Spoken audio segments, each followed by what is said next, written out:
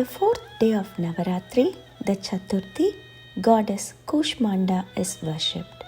She is a happy manifestation of goddess Durga, and it is believed that she is the creator of the entire universe. The name Kushmanda is derived from three words: Ku meaning little, Ushma warm, and Anda cosmic egg. Kushmanda means a minute warm egg or a primordial particle from which creations happen. Goddess Kushmanda is depicted with 8 hands, due to which she is also known as the Ashtabhuja Devi. She is represented as holding a kamandala, bow, arrow, lotus, chakram or the spinning wheel, mace, and an akshamala. In her 8th hand, she holds a kalasam filled with amirtam, a divine nectar. She is depicted as a compassionate mother, granting 8 kinds of attainments, the Ashtasiddhis, and 9 kinds of riches, the Navanidhis, to her sadhakas. What are the significances of Goddess Kushmanda Puja? This avatar of the Mother Goddess is believed to have eliminated darkness by giving birth to light. She created the universe with her divine smile that radiated energy and then settled her Shakti in the Surya Mandala, giving the power to the sun to provide adequate light in the universe. Since she resides in the center of the sun, she symbolizes light and power. Worshipping Ma Kushmanda improves the ability to take decisions and enhances the intellect level.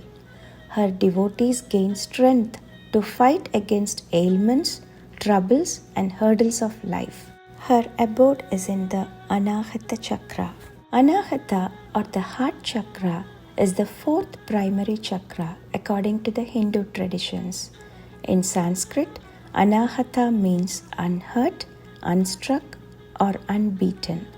This is the seat of pure consciousness that pervades through the entire existence. It serves as a center of love, compassion, empathy, and forgiveness. Anahata is at the center of the spine, and it is a bridge between the lower and upper chakras, integrating the manifest with the spiritual. When this heart chakra is in healthy alignment, you will feel surrounded by love, compassion, and joy, and connected to the world around you. The color for day 4 is orange. The radiance and brightness of this Devi with her sparkling smile light up the sun. Hence, the color orange symbolizes her happiness and energy. Orange represents confidence, joy, and enthusiasm. Flowers. Have we ever wondered why we offer garlands to gods? It is said that the color and fragrance of flowers attracts the Tej Tattva from the atmosphere towards the goddess's idol, thereby awakening the Devi Tattva or the goddess principle within it. Thus, a divine principle is transferred to the whole house where the idol is placed, and it also purifies the whole place, including the souls of the people residing in it. The flower for day 4 is Indian jasmine.